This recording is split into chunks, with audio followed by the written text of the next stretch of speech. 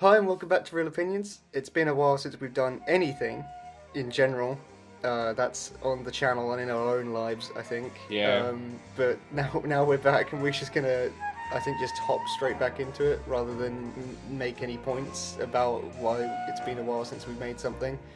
That made it Yeah. sound a bit dodgy, but okay, that made it sound like... I was thinking that maybe I could explain the big fight that we had. I just seem to remember it was at like this big LA party, and you ran at me with a sword, and it was something about you not telling me your sexual orientation or something like that. It took me way too long to get that, and then when I did, I was overcome with anger. That's good that 20 seconds in, it's already just pure anger from you. When's his next project out? I don't know, because he did have the whole, for people not aware, that was a reference to Max Landis's magnum opus, Me, Him, Her, his directorial debut. Because he had a kind of part of a scandal, didn't he? Where people basically came out and said, Max Landis is exactly how you imagine, in that he's abusive to people. Yeah, there were vague allusions, but no one came out and definitively said anything. There were just rumors. Were there not two or three people that did? No, it was all the implication. It was all veiled. I'm sure the tweet was something like, a certain director's son must be getting very worried around about now. And that was... Oh, okay, yeah. It was things like that. So no one's concretely said anything. We just all assumed or wanted it to be Max Landis. I know I wanted it to. Well, to be fair, I haven't seen anything pop up on social media or anything like that. And just checking on the IMDb, it's still the top thing in pre-production is the whole rumor about the American Werewolf remake, as well as Isn't Deeper? it Deeper? I don't know if you remember. Yeah. We discussed maybe doing that script on Backstory Scripts at some point. That's the one that he pitched on movie fights or something once. Yeah, but it's a Lord of the... And it was like Lord of the Rings prequel. Was it? Yeah, it was Lord of the Rings in the modern day. The submarine went down to Mount Doom. But that's... Did you ever see that thing where he talked about making his Space Mountain movie? Yeah, no, because they want... Well, they're slowly getting around to all the rides, aren't they? Because the Jungle Cruise is coming out now. Well, he was talking about Space Mountain. And it was like... Hellraiser? It was... it was... People went on this... Event Horizon. That's probably more accurate. Because it was about people going on, spaceships and they slow... Every time they made, a jump through hyperspace, they lost a bit of weight. And it turned out eventually it was them losing their soul, gradually. And it goes into, weird metaphysical horror. And that was his pitch. And again, he did that thing when, no studio wanted it. He was like, the studios are just afraid of original ideas. It's like, no, Max, they're afraid of stupid ideas. They're afraid of very, very stupid ideas. For some reason, Disney didn't like this idea where I slowly tortured these children in a film. When I took their fun adventure ride and turned it into a dark, miserable... I mean, actually, that does actually describe Pirates of the Caribbean sequels, so... Yes, but that's not about kids, and it's also not meant to be... Well, the first one was kind of funny in some ways, but it did have this very dark side of it, but it was not... it wasn't aimed at kids, clearly, whereas I feel like Jungle Cruise is what they're going for now. They're going for a lot more light-hearted, family fun kind of thing. I mean, Pirates of the Caribbean 3 does open with a child being hung. Yeah, I don't know what they went with that, because they kind of thought...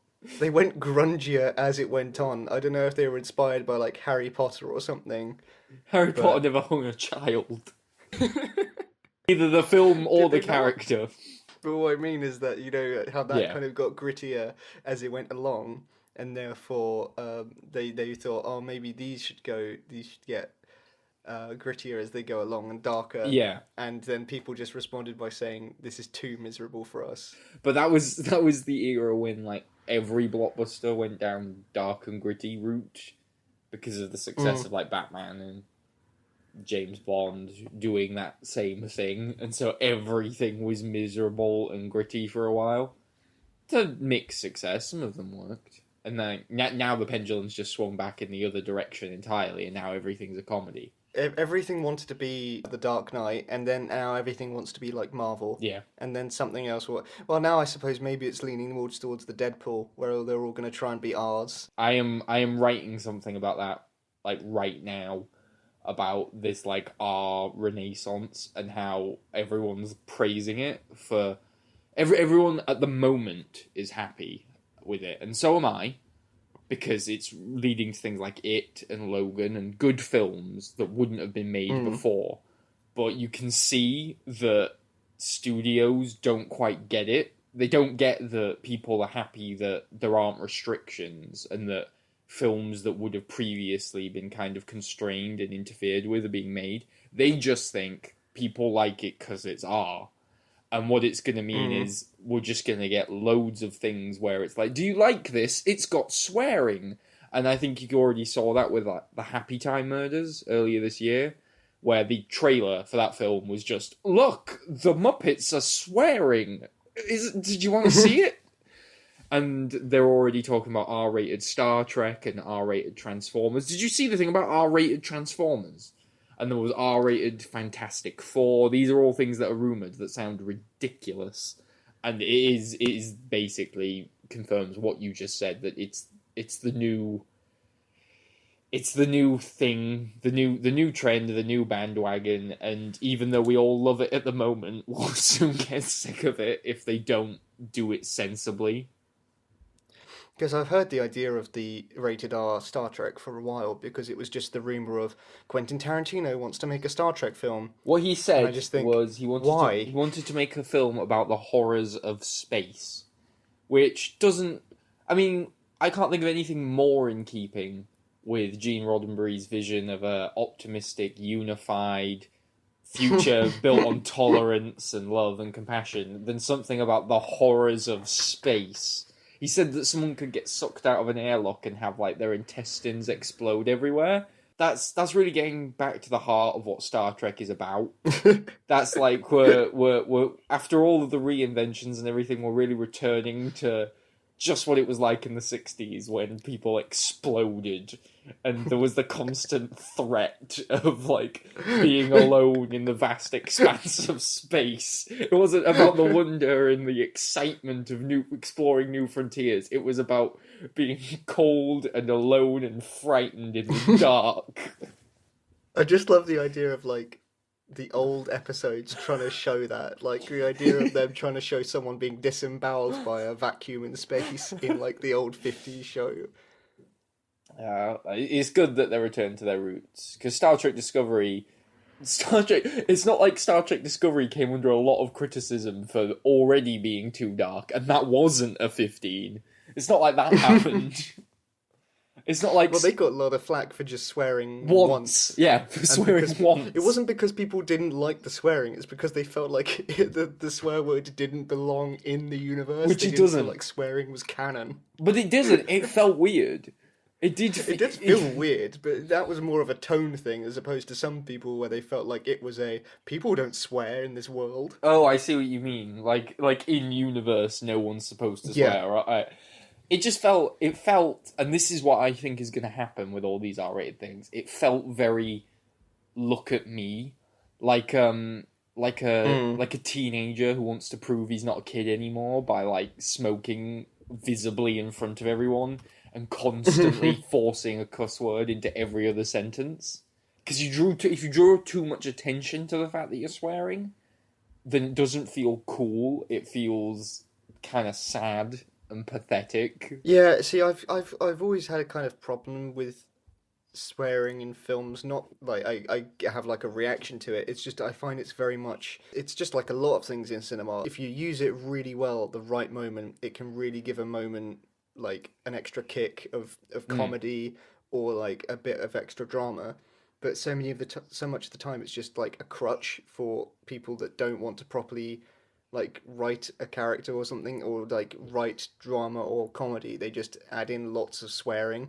And I mean, it's It depends entirely on context, because I mean, there's like a Casino or The Wolf of Wall Street is filled with swearing. Oh, yes. Probably more swearing than something like, I don't know, Sausage Party, but it's absolutely fine for Casino or for The Wolf of Wall Street because they do it well and they do it appropriately, whereas Sausage Party, it does feel like a crutch. Like, just, we're swearing. Also, like, as well, just to go into the context of that, is that Sausage Party is deliberately trying to make you laugh with it, whereas that it is obviously a part of Wolf of Wall Street, but it's also you're meant to be going like, oh god, this is crazy, like this is all about the excess of it, like everything's over the top. And the same, the Casino isn't trying to convince you it's cool. I see what you mean. It's a very fine line, because there are films that I love that you could accuse of overdoing the swearing or of trying to be cool with it, like Kick-Ass, for example. But I just think that Kick-Ass does it well, and the Happy Time Murders or whatever doesn't, and it just feels lame. It's a fine line it's entirely contextual and to do with execution, not necessarily just having lots of swearing is good or bad. It has to be taken almost on a case-by-case basis.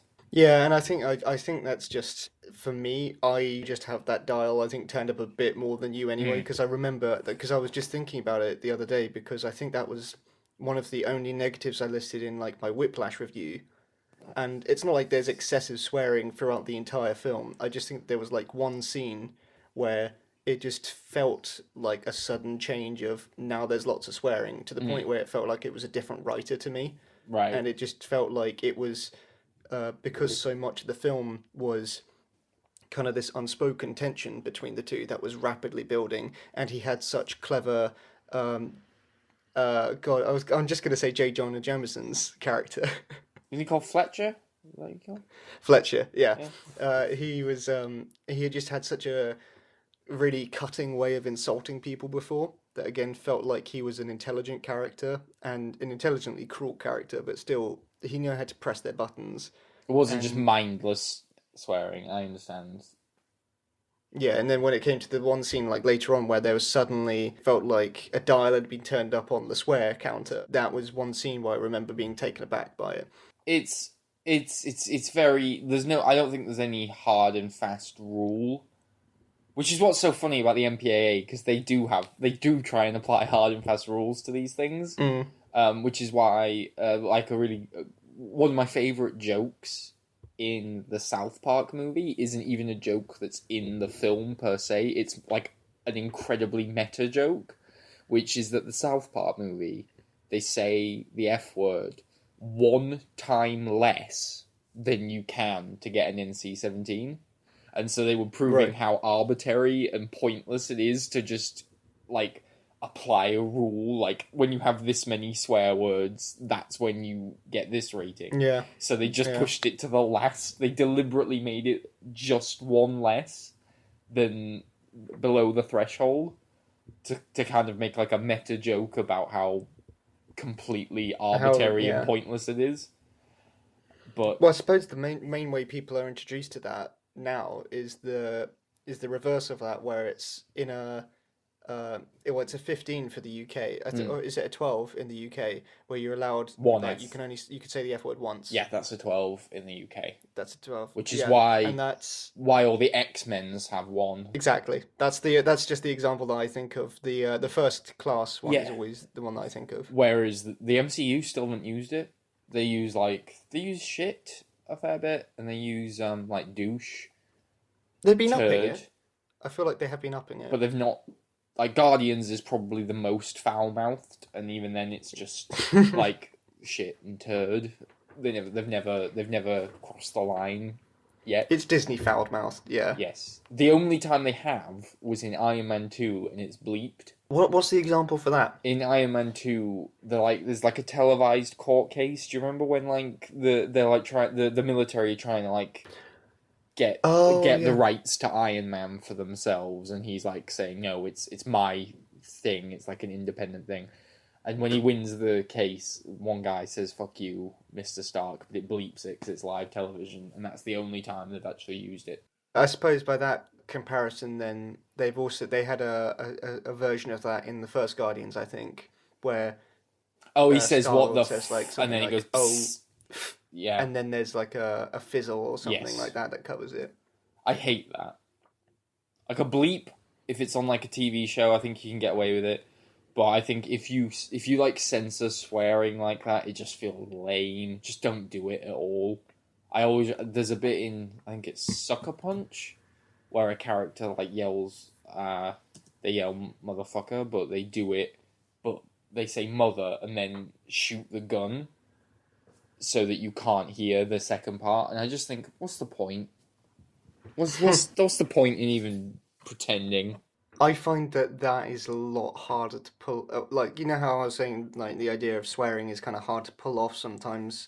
I think that cutting off the swearing is even harder because it can really easily come off as lame. And it always does. It literally always does. I think there must be, I can't think of one off the top of my head, but there's examples where characters get cut off in the middle of saying something.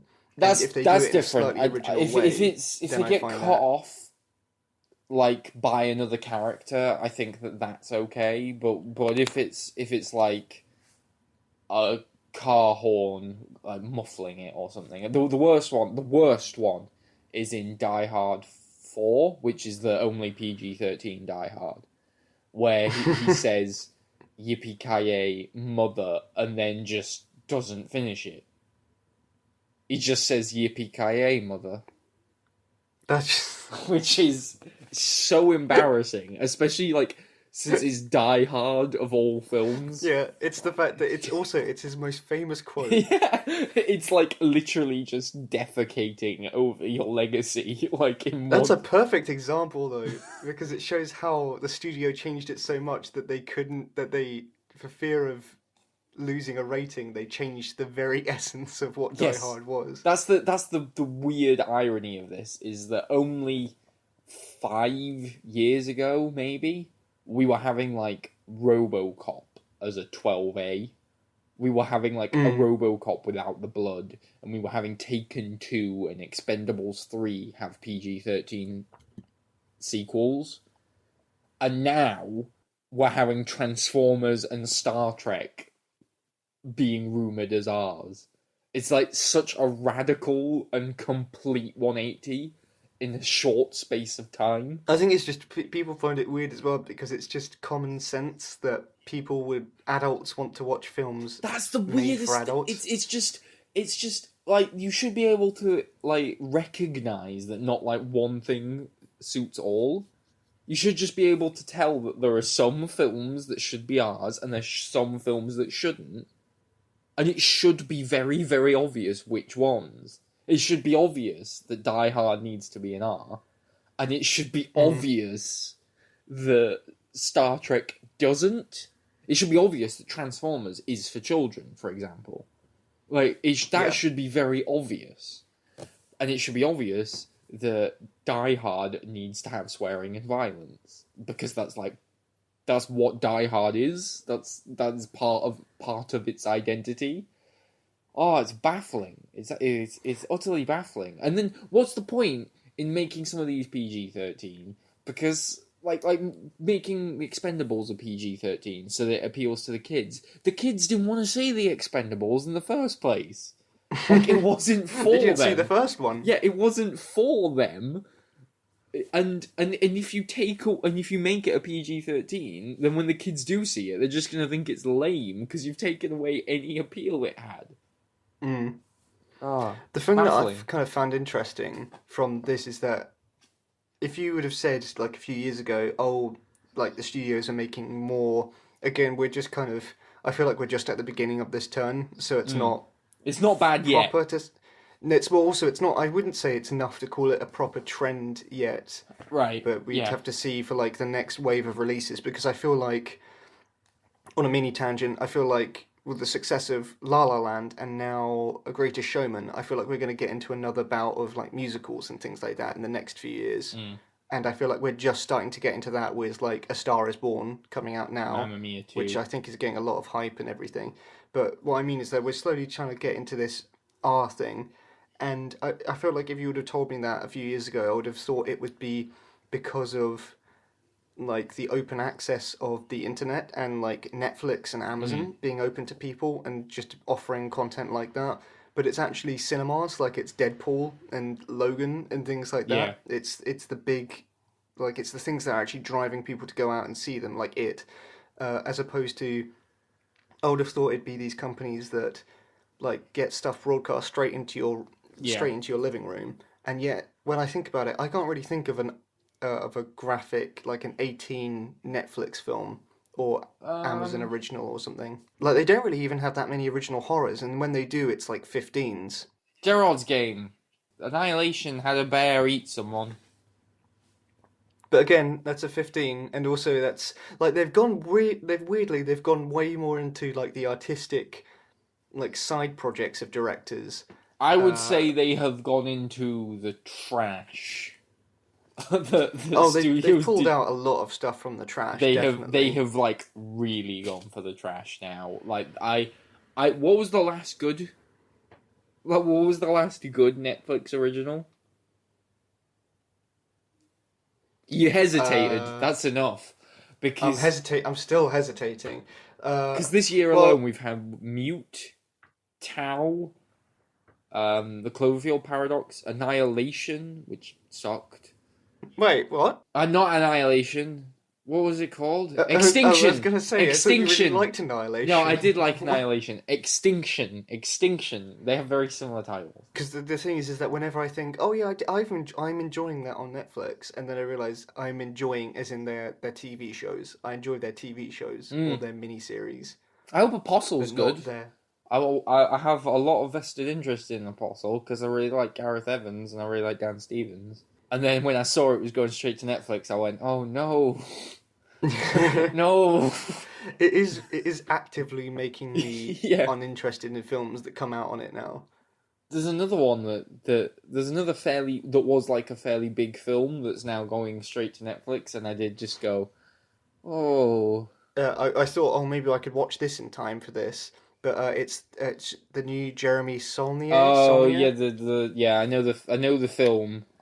So he made, just for context for listeners, he made Blue Ruin, then Green Room, and now it's Hold the Dark, which has been getting, from what I believe, poor reviews. Yeah. And again, so it just sounds like it's just another original film that Netflix have kind of picked up from the bargain bin that no one else wanted, but it's got a few names attached, so they know people will click on it.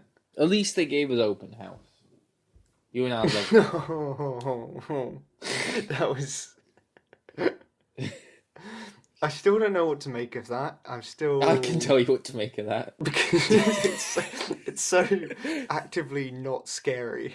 That's the thing that I still find hilarious. It's not so bad it's funny. It's just incredibly not scary. What was enjoyable was when we started figuring out the editing patterns. Yes, that is. Started clicking when each cut would happen and when each jump scare. If you were following a horror film completely by formula, you'd have like rises and falls. Yeah, falls.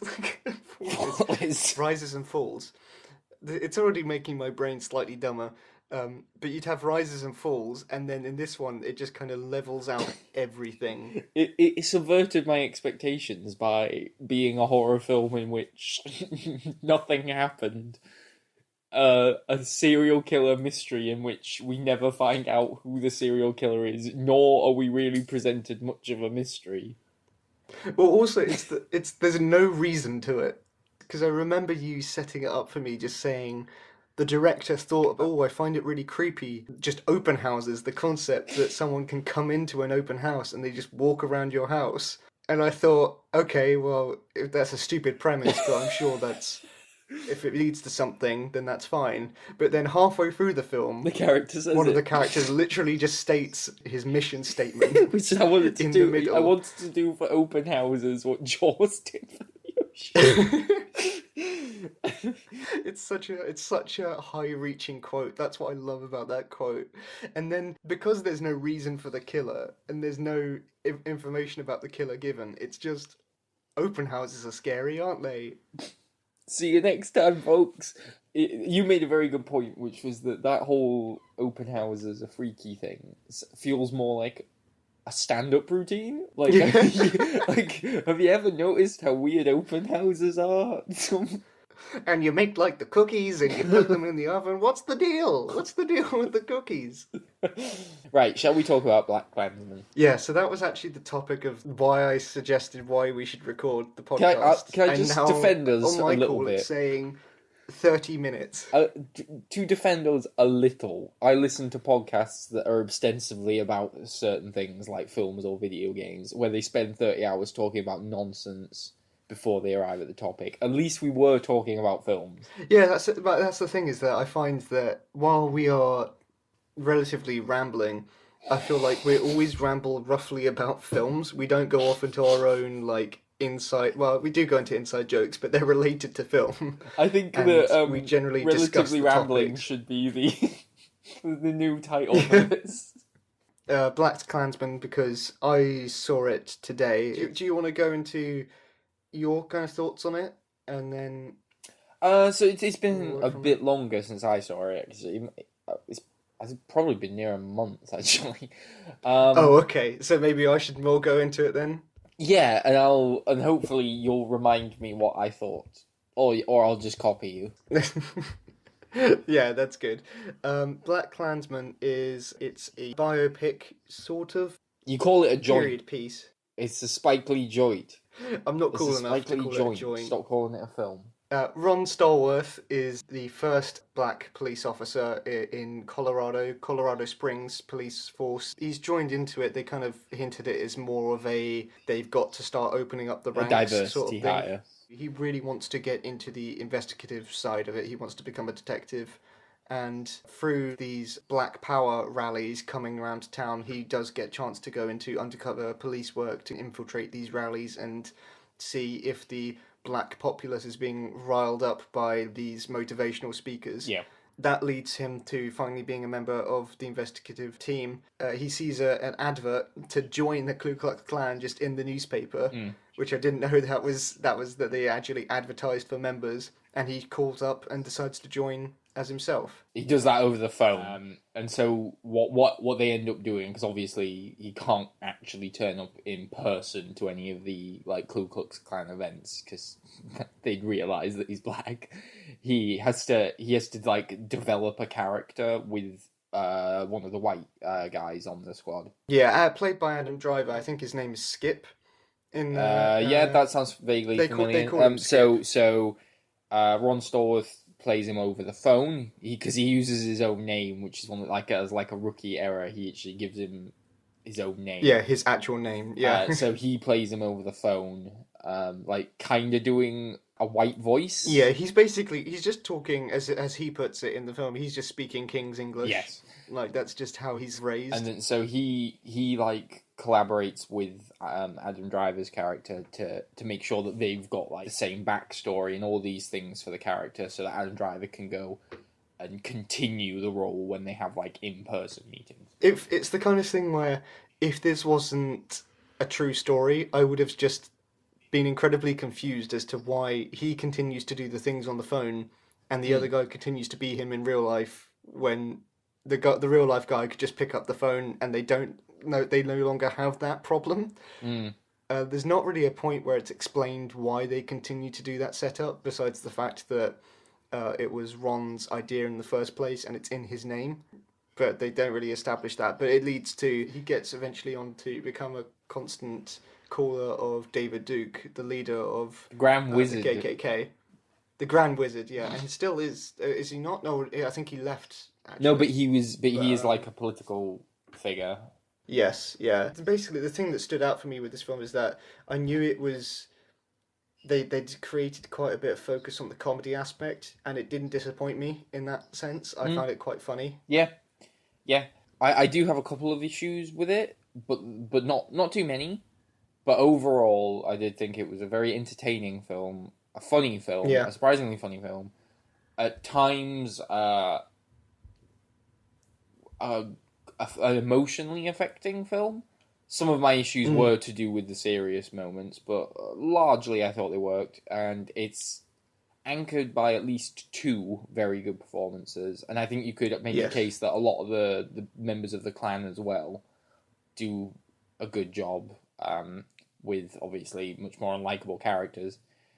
For me, and I think that it's definitely Spike Lee's best directed film in a long time. It feels like he actually put in effort and gave a shit. Really, really tried to do a good job directing this one and giving it a bit of energy and a bit of style. My issues were more to do with some of the writing, which I'll get into probably later, which occasionally felt a little heavy-handed for me. Overall, I enjoyed it. I feel quite similar to you in that sense, in that I think that overall I really enjoyed the story and I really enjoyed just the characters. But I kind of want to go into the negative first and then I'll maybe go more into the positive. Okay. If this was by a non-auteur, and I put that in like air quotes, director, I think it would get way more negative reviews just purely because when they do these things where they put like the graphics on screen, or they do like some scenes do go on for a bit longer than necessary, or they are a bit heavy-handed in some places. Or get to that scene with the graphics on the screen, because I assume you're talking about the same one that I'm thinking of. Cause probably did not enjoy that. There's 2 or 3 instances of it, and it's things where I didn't feel like they were outright bad, or I didn't feel like they changed the mood or the tone of the film. It was just kind of things that I felt like were clunky or could have been worked in better. I think clunky is a good word for some certain parts. And I felt like it got a bit of a pass because he's an auteur, he's branded as an auteur, and so they just kind of go, it's his style, as opposed to that didn't necessarily fit the moment or fit the film. Yeah, and I think for the most part, I thought that he did a good job with all of the characters, but there was one in particular who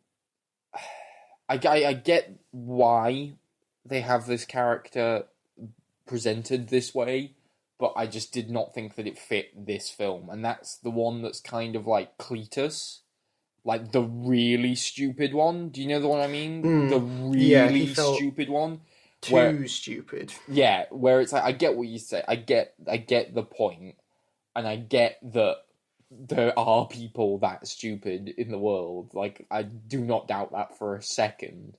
But it just felt like the other Klansmen were despicable and stupid enough in their own right, whilst also being believable. They were stupid in their own ways that I've seen like these kind of characters represented before. But he was a cartoon character, and I get that on one hand you could argue that's a good thing because you are kind of like demeaning and like very, very much belittling the Ku Klux Klan, but if anything it undermined the idea that they're a threatening, terrible thing. When there's a bumbling imbecile in charge of it, it's like, why would you be afraid of these guys? This is just an idiot. I felt like he was a misjudged character that didn't fit this film. He felt like one of the guys from Django, you know, with the bags on their heads, which is fine in Django because it's got a much more heightened movie-ish tone. But here he just stuck out like a sore thumb to me. Again, I just said the negatives of the style before, but I feel like because of the more flamboyant way that it was directed, I think that it gave him a bit more leniency, like you said with Django. But the thing is that he's also this actor. I don't know. Did you ever watch I, Tonya?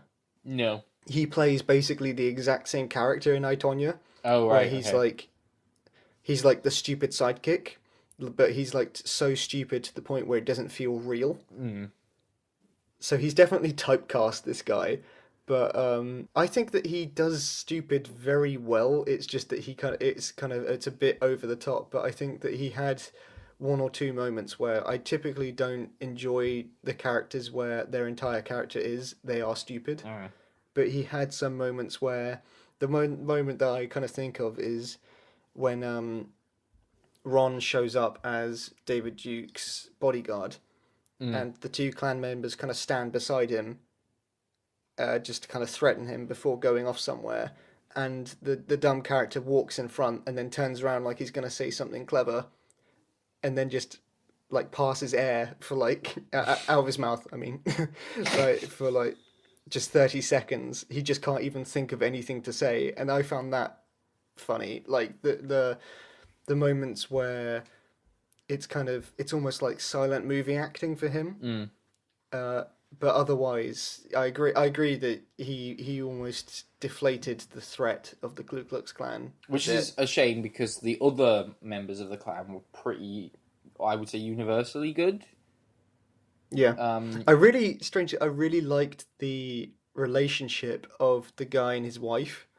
yeah, Uh, yeah. just because at first just the fact that she's really into it, which is kind of like the exact opposite of what I'm used to these films, where Mm. I'm used to the guy's kind of the like the one really pushing it, and the wife's kind of just like not that sure, but Mm. she's going along with it anyway. Whereas in this, it's kind of the exact opposite, where obviously she's going along with it because he is her husband, but she's kind of going further than him because she's trying to prove, like, I belong with you, like I'm really into it, like we Mm. could do this together. And I liked that. I liked the scene where they're in bed together, like in like a rom com where people lay in bed together and they dream about, oh, in the future we'll have a house and a Mm. puppy or whatever. They're talking about killing people in the street.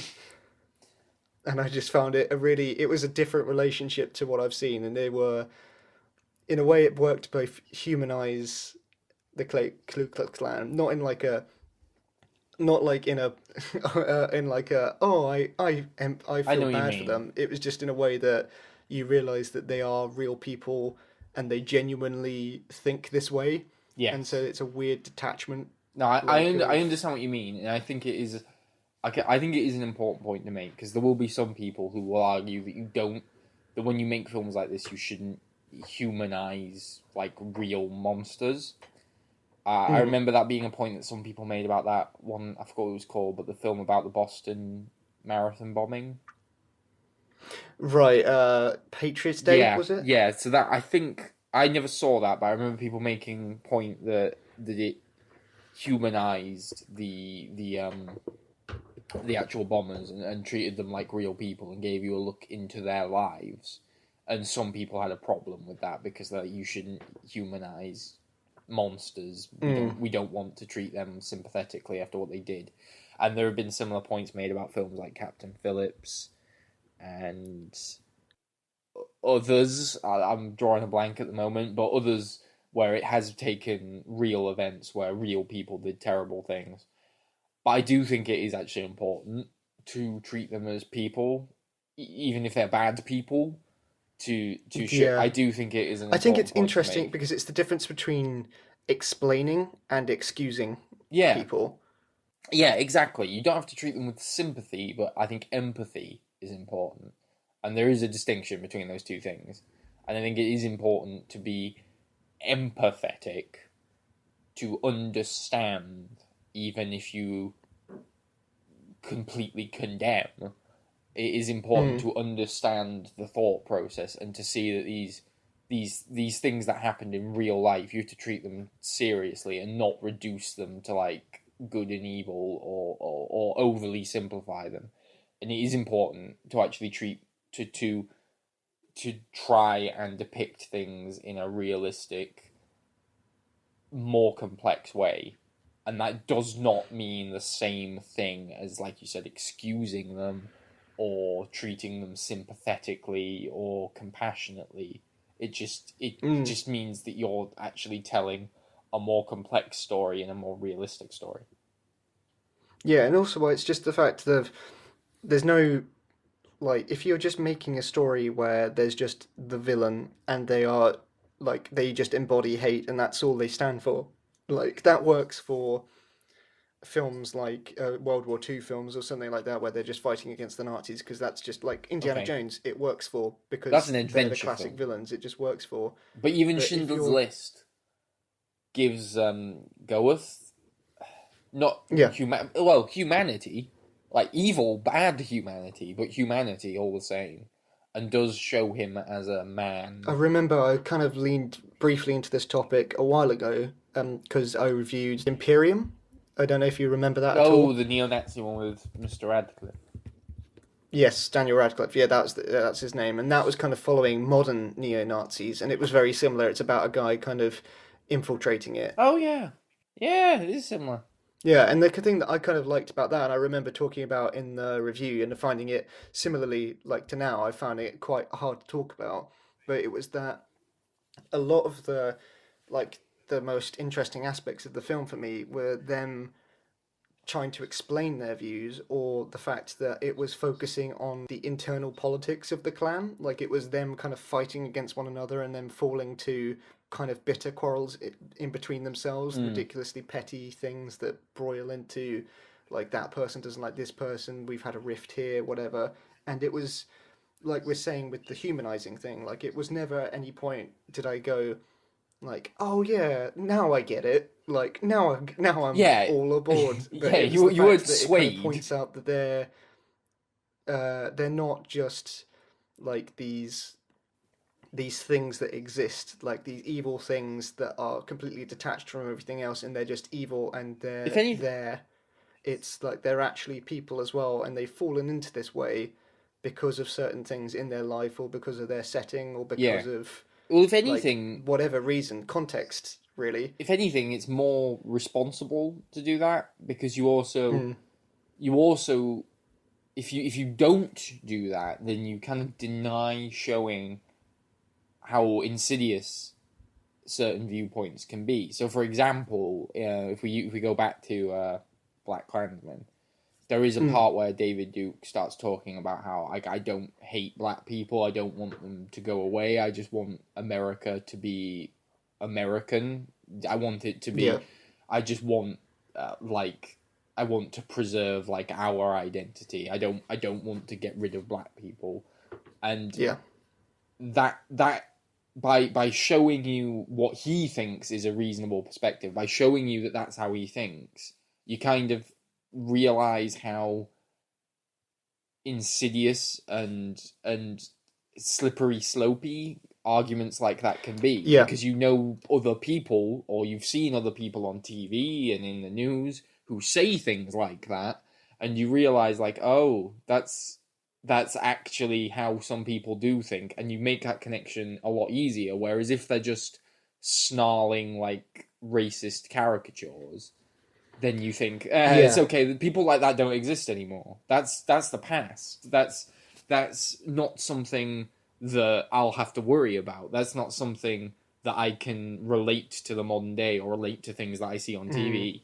But when you see it presented in a more rational, almost, I don't mean I rational, know. but Yeah, it sounds wrong to call it rational, but I think moderated, yes, maybe. then you can make that connection, and you can see that like this is still a problem, for example, or this is something that I can actually identify with, and that I can actually pinpoint in my reality, in the world that I live in, and go, oh, there's someone who thinks like that. But Mm. if they're just like I don't know, a character from like a slave plantation in the 1800s, you can go, well, that's not something that I have to understand Yeah. or have to contend with. I think that was one of the things that I really took away from the film, that they really did that aspect well of how this still relates to modern Yes, issues, and not just from the ending. not just from the very end, but through ways that they set it up throughout, in that they talk about this like moderation of language in order to kind of slowly immerse it back into society, as opposed to remaining on the fringes. Mm. And that was the kind of thing where, like, they talk about the idea of him slowly becoming David Duke, becoming a political figure. Like, he's changed it from Grand Wizard to company director, and Mm. little things like that that you laugh at in the film, and then you realize that, like, I know that you didn't like a particular scene Mm-hmm. where I agree it is slightly a bit too much on the nose, where they talk about this, like the future of where this is going, and they say like this is what they're trying to do. They're trying to push it more into this, like using subtler language. They're trying to push it onto other aspects, like talking about the economy or talking about immigration, and they're trying to take this hatred and reflect it off another topic, so that you're not outright calling it what it is, but you're using that same emotion deep down within. And eventually they say, and eventually leading to someone leading the White House, which I agree is, in the scene, it feels a bit too forced, like a nod to the audience of, you know what this is leading to. But I found that the idea just within that scene was it's very just interesting to me, too on the nose. and it's a thing that they led on to further on in the film, that they had little touches like the handshake and other aspects of the community, that you then, when they showed the footage at the end, it felt less like a jump of, look, nothing's changed. And for me, it was, look, things have adapted. And that's why I found it really interesting. I didn't mind it, because I think that from what I said about that particular moment where he goes, I can't remember exactly what he says, but it is something along the lines of, like, this country would never elect a small-minded racist or something like that. I remember what he says. And I did think that was too on the nose. But when it cut to that last, 10 minutes, I didn't have a problem with that. I didn't mind that, because it felt less like an easy joke and more like a serious point that I actually think the film made very well. It lined up a lot of evidence and led up to a conclusion that I went, okay, you know what, that you earned that. You earned that in a way that I think if another film didn't do it as well, it would just feel like lazy or forced. But exactly. this film set up all the pieces so that when it got to that last 10 minutes or whatever of documentary footage, it felt like a logical conclusion, and it felt like there was a through line that I understood and went, okay, you earned that. Yeah, that's the thing, is that it felt earned, and I felt like I'd seen all that footage before, but I felt a lot more connected to it the second, just seeing it in the context. And if you told me beforehand, oh, the film ends with cutting to the modern day for documentary footage, like news footage, I would have kind of inwardly groaned and thought, oh, that's cheap. But it, like you said, I agree with what you said, that it felt earned. And I kind of had two emotional reactions from this film. And one was the scene where they're telling the story of the boy that got pulled out of the jail and killed in the street. That was a horrible story. Yeah, that was complete. And I thought that it was that scene where, the cutting back and forth between the group sort of slowly telling the story, chanting Black Power, and then cutting to the Ku Klux Klan, then watching the film and chewing popcorn and throwing it at the screen and having real fun with it. That made me hate them so much. Not because of what they were practicing or what they were believing, but because of their cinema etiquette. But then the second emotional moment, sorry, I got distracted there for a bit, it was watching the documentary footage at the end, and when that car plows through, and I just kind of, it made it much more real to me, the fact that I knew what was coming from that, and seeing the people react to it. But what this film does very well is, as we mentioned before, was it blends the comedy in there. And there were moments where I had emotional reactions that were of the almost opposite effect. One of the scenes that stands out to me as one of my favourites, because it actually made me smile, which was not something I was particularly expecting to do watching this film, is the scene where they entrap the racist cop at the end. Yeah, that made me. Yeah, they had a lot of great, and I think it is just down to me having stereotypes of what films in this period should be, because I really enjoyed the fact that there just weren't racist white characters. Not from a standpoint of, oh, I'm so tired of all these films, every white character's a bad guy, blah blah blah. But I kind of went into it expecting it to be at least a Spike Lee film, less them working together as a team, or something about how they've got to learn to understand one another. And it kind of doesn't. It just kind of goes into them working together, and it just made me, right at the very beginning, you just said it's a very entertaining film, and it feels wrong saying that after what we just discussed with the emotional scenes at the end. But I think you're right in that it made me smile, it made me laugh, and at the same time, it had a message that it really, I think, excelled at putting forward, and it had those emotional scenes. The other moment, it was a similar one, like right towards the end, was when his final phone call with David Duke, which it turns out was one of the completely fictionalized moments, because he never found out about it until years and years later from someone else. Oh, okay. Well, now you've ruined that for I know. me. It did sort of make me but at the same time, like, just watching that scene in the context of the film was like a very satisfying moment. Yeah, it is. Yeah. I really liked all of the moments where, like, they were on the phone and the other guys were laughing and he had to, like, try and get a shot. It was fun. It was a thing that, and surprisingly, it didn't get old, because there are about 3 scenes, there's more than 3 scenes on the phone, but there's 3 scenes where there are people snickering in the background, and I thought, thinking back on it, I thought, I would have expected it to kind of grow a bit tiresome near the end, but I enjoyed it, and it kind of felt like you were laughing along with it. Yeah. It helps that Denzel Washington's son, whose name I forgot, has a lot. Yeah, he definitely comes across as a bit like stilted in the beginning. I think it's sort of intentional. That's obviously part of the character. That's I think that's very, very deliberate. He does have a lot of charisma, and all to go back to the cast point, I think I started making at the beginning of this discussion, and then kind of lost my way. Adam Driver is also very good. And are the 3 clan men that I'm particularly thinking of are the crazy one, the one who was like the real villain.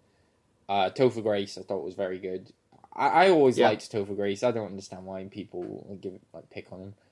And I don't want to say the reasonable one, but the one that you would but the most level-headed crazy one, the most level-headed one. You know the one I mean? The one that like defends Adam Driver all the time. Yeah, he tries to interrupt the Jew test. Which again, I thought was a good character. Talking about it, actually, I'm kind of enjoying it more. Talking about it now, thinking back on it. Circle back then to a negative, because we haven't actually discussed my too positive. We haven't discussed my biggest negative with the film yet. Actually, okay. Which is, and I feel like you'll disagree with me, but I got quite annoyed about this on numerous occasions. I found and I don't remember their name, but every scene with the girl could have done without those scenes entirely. Could have cut all of them out. Did not. They were unnecessary, and I found her a very, very irritating character. Very irritating. I didn't find her because it's irritating. I just felt like it's more of a personal thing with me in almost any film, where I just can't stand characters who yell at people or who are that stubborn about like principles that they'll get mad or oppose someone who's trying to do a good thing. So she has this like rant at him for infiltrating the KKK and like working with the police when he's obviously trying to make progress and do a good thing, but because he's not doing it in exactly the way she wants, and because she has such a dogmatic view, she just yells at him and screams at him, and I was just like, go away, you're so annoying. I do think that of all the characters in the film, I think she was the most poorly done. Yes. Not and in both senses, in that I think that script wise, I think she could have been written way better. Yes, because there is actually a decent. There's an interesting argument to be had where they have it on the porch. There is actually an interesting way to do that scene. Probably, again, I'm not the person to write it, but she just comes across as an asshole in that scene. Exactly, and it just comes across as an unstoppable force meeting an immovable object. Like it's just it's not satisfying of a scene, because one's sticking to their guns and the other one sticks to their guns, and they just yell and then they just move apart, and that's it, the scene.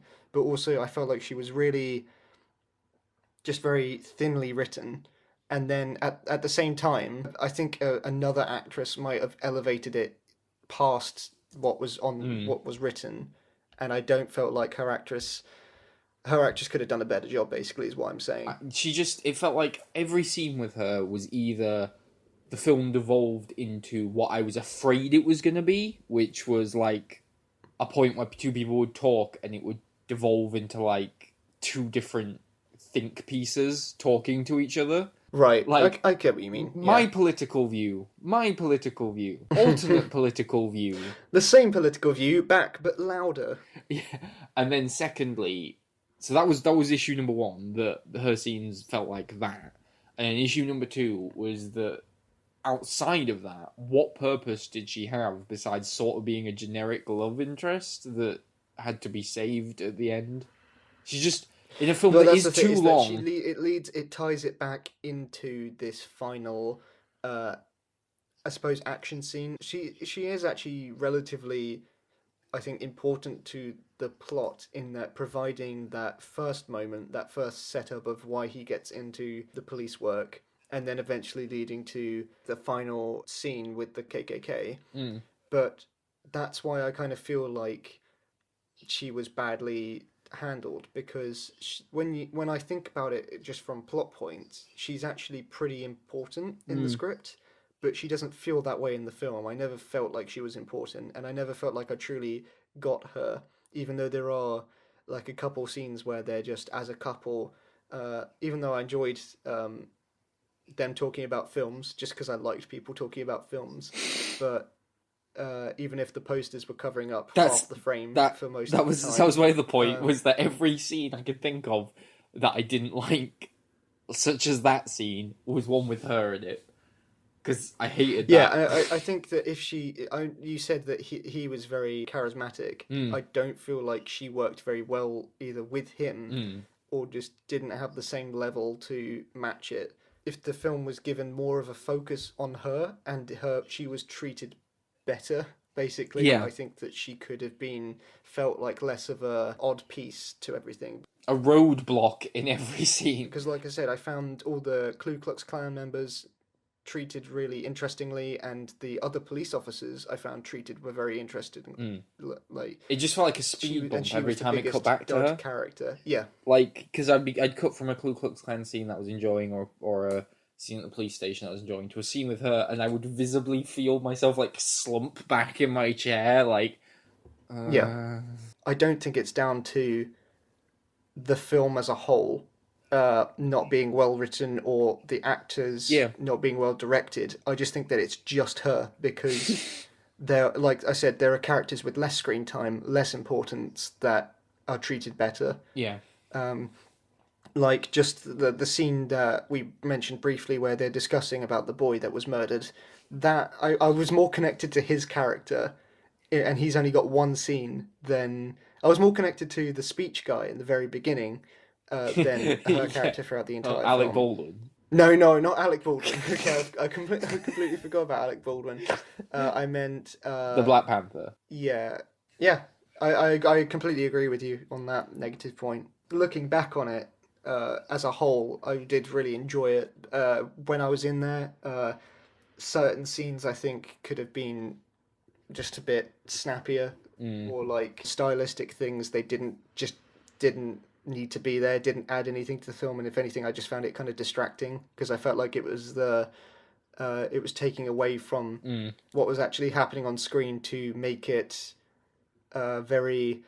I'm not contrived. That's not the word I'm thinking of, but very constructed. Like, it was making me aware of the director, not getting me more involved in the characters of the story. I understand.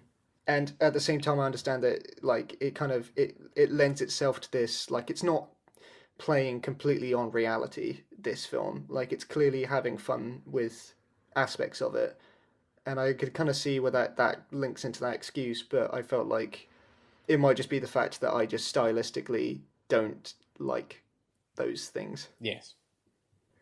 Anyway, do you have any other points you want to make at all, or? No, I'm all good. Yeah, I got exactly what I was hoping out of this film from the trailer. And, I would say it surpassed my expectations as someone who has seen a few Spike Lee films. And the scenes that we talked about not enjoying, that was kind of almost what I was expecting the whole film to be like, based on Spike Lee's other films. See, I'll have to admit here, I've only seen Do the Right thing. Yeah. I've not seen any of his other work, and so I'd be completely biased in making an assumption from that. Do we have anything else that we kind of want to talk about? We could just go into another thing where we segue from one point to another. Did you see the news about Dark Phoenix? The fact that they're actually making it still? Well, I mean, that was a news story a while ago. Did you see the trailer that came out recently? I did see the trailer. At the time of recording. Yeah. Did you see what happened immediately after the trailer came out? No. Oh, it's been delayed by another, 4 months. Oh, no, I did see that, yeah. After I just find that funny. Immediately that after right the trailer afterwards. came out. Do you know why, though?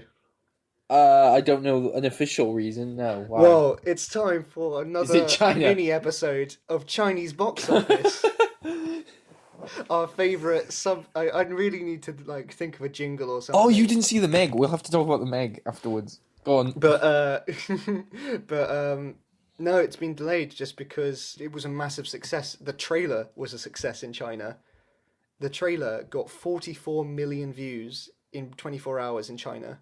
Okay. And so what they've done is they've delayed the US release so that it can sync more up with the Chinese release, which would have been later. That is because bizarre. Obviously if it came out in America that early, then Chinese people would just pirate it. That is not what I expected. Okay. No, because when I first heard it, I thought, oh, something negative has happened in the production. But no, it's actually a decent point to make. If you're delaying it for that, but the fact that I did not expect it to be such a massive hit in China. Yeah, I don't understand why. Well, I saw the Meg, which me. Okay, we're done with Chinese box office. It's done. We're not done with Chinese box office though, Jack. We're not because you've got a segment. Well, it's not Chinese box office. Let's make it a Chinese pandering segment because the Meg may have stolen the crown from Transformers 4 for being the most pandering I've ever seen in a studio blockbuster China. It's astonishing how far they go to make the film almost like Dragon Blade in terms of it being a 50-50 split between two nationalities. Because that's interesting because I wouldn't have thought about that from the trailer. No, I just didn't get that impression. I don't know if they have maybe a separate trailer for China because I thought the same thing. I was I didn't get an impression. Well, they probably do because they speak a different language. Oh, shut up! You know what I meant. Because a good portion of the cast is Chinese, and the screen time is relatively leveled out. And the film, I instantly thought, oh, hang on, when the studio logos came up, and it goes I think it might be Warner Brothers. So the Warner Brothers logo comes up, but then the Warner Brothers logo comes up again in Chinese. Oh, I haven't seen that before. And then the film fades in, and it says it tells you what part of the ocean it's in text at the bottom, and it says 200 miles away from the Chinese coast or something. And then it plays I can't remember if it is Chinese or if it might be Vietnamese, but I imagine it's Chinese, even though the scene is set in Vietnam, just because the whole thing is pandering to China. It plays cover of Hey Mickey. Okay. And it plays it several times throughout the film. Wait, that's the recurring theme of the film. And then the whole last act takes place at a Chinese beach. Of course, yeah. With Chinese culture and Chinese things that Chinese people do at the beach being heavily. I didn't realise they had different beach things. Shut up! I didn't mean use the beach like we do. Shut up! I meant Chinese celebrities at the beach and things like the Chinese spring break is what I'm trying to say. There's a Chinese Chinese equivalent of the spring break happening, and then they make a point of how the American government and all the other governments of the world aren't helping out with the Meg, but the Chinese government are the only ones that are taking an active interest in taking it down. Right, because they're the good guys. Yeah. It was amazing. Did it end up doing Yes. Did it end up doing that well? It did well in China. So that wraps up this week's China segment. I just genuinely find it so interesting because it's. I don't know why I have to explain this concept every single time we have it on, but I just kind of want to point out that I'm not just doing it because, well, hey, it's different. Like, aren't these? It's just because it's the kind of news that I don't see anywhere else. Did you see what happened to Fan Bingbing? She went missing for a while. What? Did you not see this? She went missing for 3 months. And she was last seen on the 1st of July. It's the top 3 thing. It's Fan Bingbing, Fan Bingbing X-Men, Fan Bingbing missing. Yeah. She disappeared from public life for 3 months. And some speculation. Well, this only came out 7 hours ago. Yeah, so it's she went missing. No one knew where she was. Now we know where she was because she's basically got into legal trouble with the Chinese government. Last time I checked, it was unknown exactly on what charge she was taken. Right. She did something and Taken. Yeah, I'm not making this up. She just went. She's just gone. One day she was just gone. I'm reading this article now, so I'll read out statements from it. She was accused of signing multiple contracts for films and her ad campaigns, which included Louis Vuitton and De Beers, and they called them yin yang contracts. Right. Because it so one of them was so you see half the contract but you don't see the other half, light and dark. In late July, it was reported that she was being investigated for some kind of financial things, and then also posts on social media were being removed by the government about her whereabouts.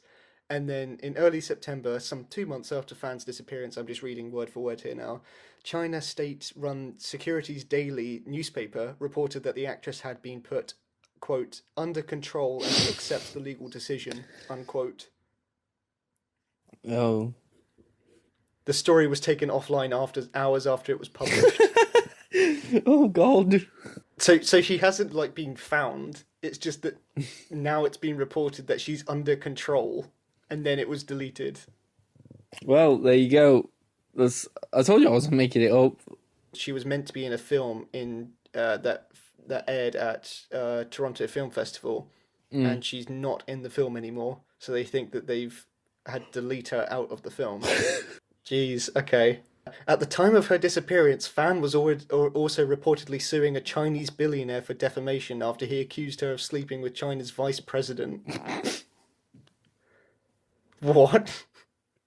He claims that Fan, the billionaire she was suing, claims Fan disappeared because someone wants to shut her up, not because of tax evasion. Oh. It's always really interesting stories.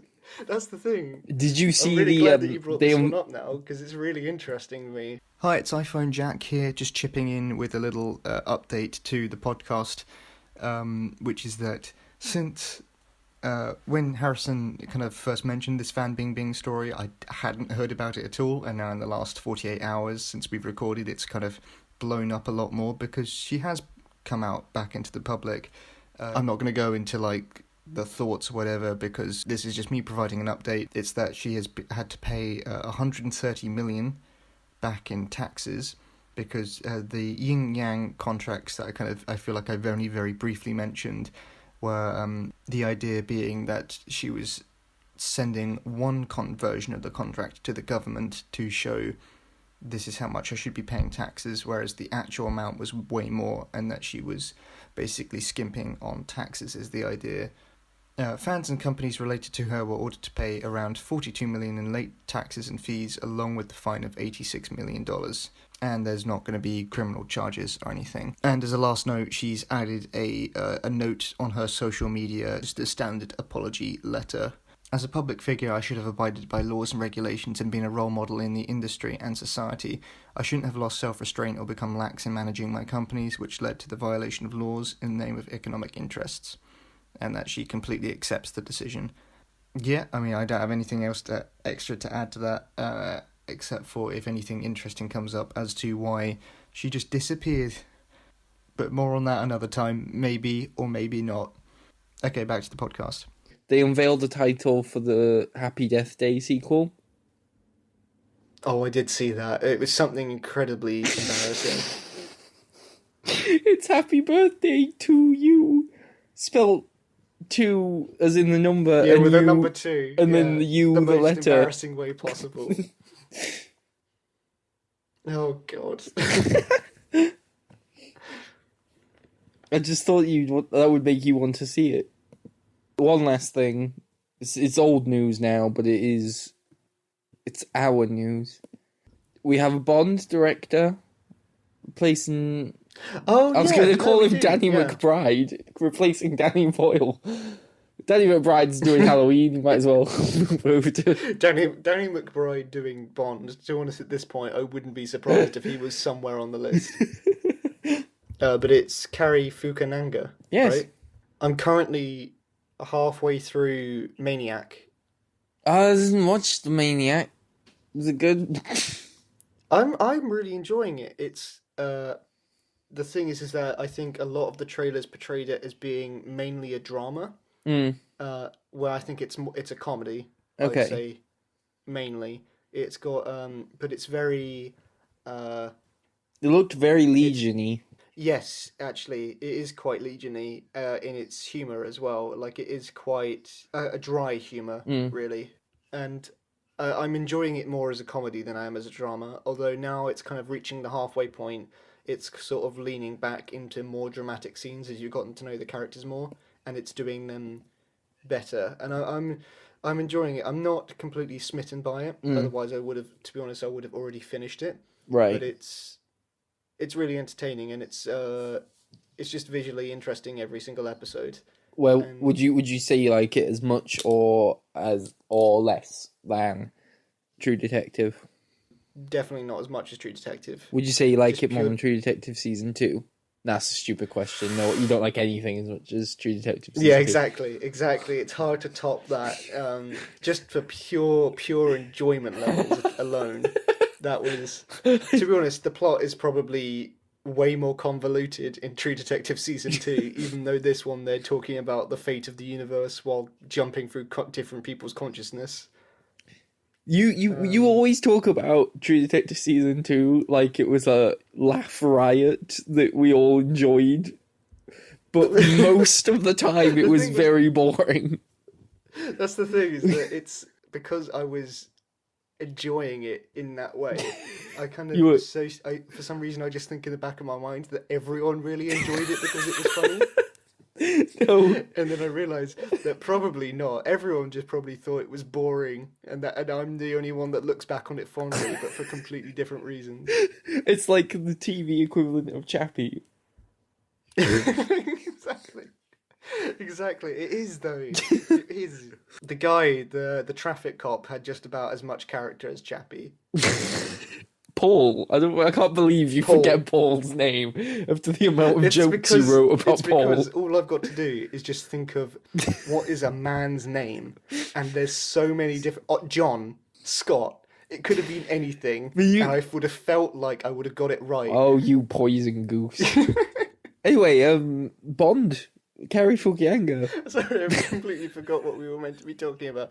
Yeah, that's good news, I suppose. He's a decent director. But what's surprising is obviously they fired Danny Boyle over creative differences, and because they wanted him to do. Yeah, well, he walked away from the project due to creative differences. So why would you hire? Is too strong of a term. So why would you hire someone debatably even more like idiosyncratic? Because he already got kicked off of it for like pushing things too far. It seems strange that Danny Boyle of all the people is like too far for Bond, where I feel like he's not. I feel like he can tone it down pretty easily. He's versatile. Whereas Cary Fukunaga seems like he's like we did the whole thing on it. If you haven't listened to it, Backstory Scripts is our other podcast where we did over 2 hours talking about his original ideas for it. And they were pretty extreme, and he refused to back down from that. So I don't know how they're going to make him do a big blockbuster film. Or he might have learnt his lesson from it and wants to be back in the spotlight. It would be like Kathleen Kennedy firing Phil Lord and Miller, and then like replacing them with Noé, Gaspar Noé. That would be good. That would be surprising. How great would it be if he still made a very generic, bland... That's what I was just thinking as well. Like, if it just came out exactly the same. I don't even know why they need... Like, the thing is for Bond is that up until... Were you going to say I don't know why they need directors? Yeah, I was genuinely going to say something to that effect. I don't know why they need a named director. No, what they need is they don't need someone with style. They need someone that's just a manager. Yeah. They just why don't they just say there were no directors, but we had a lot of producers? Yeah. I wouldn't be surprised if that's what Warner Brothers end up doing with DC movies. Well, the thing is that...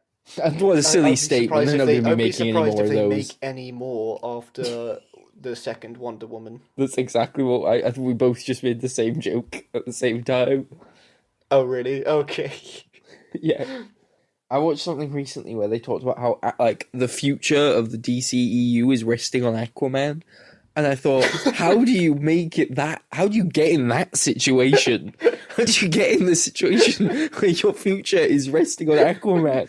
You know, like how badly do you have to mess things up to get there? It's like in a sitcom where, like, they're in a competition and they all get slowly knocked out except for the one stupid character, Yeah. And the one stupid character somehow manages to pull it out of the bag at the last second. But like it's all down to you, Johnny. You got to do it, Aquaman. Like the one that no one expects to do well, and then maybe if he does, then it saves everything. Well, there's also Shazam. Does that count? Yeah, it is in the DCEU. Sure. Okay. It feels completely separate. It feels like how the other ones took like notes to be like, be more like Marvel. This one, it wasn't a note, it was just the log line. It was just be more like Marvel. Hey, it's directed by David F. Sandberg. What's the context for that? We like him. What did he do? He did. I don't. He did Lights Out, an Annabelle creation. Oh, yeah, no, I did know that. I did. We have been doing this podcast for a while, haven't we? Because I remember talking about him with, like, prospects. And that feels like a long time ago. It was only 2016. But I remember saying, oh, he could make a good film if he was just given Shazam time to develop. And then he did Annabelle Creation, which I didn't watch. I don't know if you did. No, fuck no. And you seem to like hurting yourself with films, so I just give you that, and now on to Shazam. Well, anyway, sure. Are we going to wrap up now? I think that's wise. Thank you very much for listening to whatever this was. I just want to say that they definitely did not like this. Who definitely did not like this? The audience. Oh, okay. Well, I'm sorry. But if you're up to this point, then it's really your fault. You only have yourself to blame. If you want to hear more of our stuff, we have the YouTube channel, which we'll probably have something on at some point soon. maybe not. We have Twitter. We have this podcast. We have the other podcast, Backstory Scripts, which I've mentioned previously. That's really fun. Yeah, is there anything else to mention? No. Good. Well, I'm glad you thought about it. Right, thank you very much for listening, and see you in the next one. Bye. Oh, it's spooky. It is October now. It's the Halloween bye.